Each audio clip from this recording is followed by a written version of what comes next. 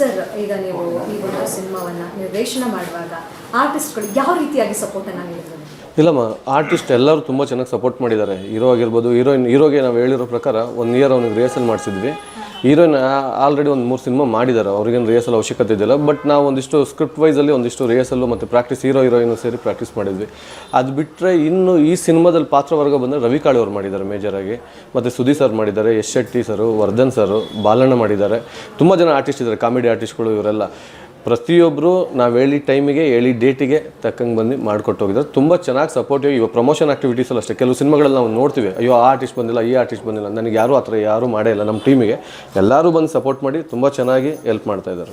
Okay sir, ಈ ಒಂದು ಚಿತ್ರವನ್ನು ನಿರ್ದೇಶನ ಮಾಡುವಾಗ ಎಷ್ಟು ಕಾಲಾವಧಿಯನ್ನು ತೆಗೆದುಕೊಂಡಿದೆ? ಆಮೇಲೆ ನಾವು ಅದೇ ಇವಾಗ ಇನ್ನೊಂದು ಕಡೆ ಮಾತಾಡುವಾಗ ಹೇಳಿದೆ, ಲಾಸ್ಟ್ ಇಯರ್ ವರಮಹಾಲಕ್ಷ್ಮಿ ಹಬ್ಬಕ್ಕೆ ನಾವು ಸಿನಿಮಾ ಸ್ಟಾರ್ಟ್ ಮಾಡಿದ್ದು. ಹಬ್ಬಕ್ಕೆ 2 ದಿನ ಮುಂಚೆ ಸ್ಟಾರ್ಟ್ ಮಾಡಿದ್ವಿ. ಈಗ ಪ್ರಮೋಷನ್ನಿಗೆ ಸ್ಟಾರ್ಟ್ ಮಾಡಿದ್ವಿ. ತಾಯಿ ಆಶೀರ್ವಾದ ಇದೆ ಅಂದ್ಕೊಂಡಿದ್ದೀನಿ ನಾನು. ಆ 1 year before 1 year rehearsal, practice ಅಥವಾ ಹೀರೋಗೆ ಏನೇನು ಬೇಕು ಪ್ರಾಕ್ಟೀಸ್ ಅದೆಲ್ಲ ಮಾಡ್ಕೊಂಡಿದ್ವಿ. ಈ 1 ಇಯರ್ ಸಿನಿಮಾ ಕಂಪ್ಲೀಟ್ ಮಾಡಿದ್ವಿ.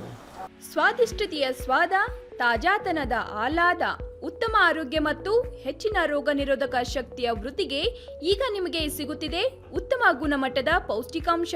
Shri Vaidik millet health mix, ಇದು ಸಿರಿಧಾನ್ಯಗಳ ಸಂಪತ್ತು.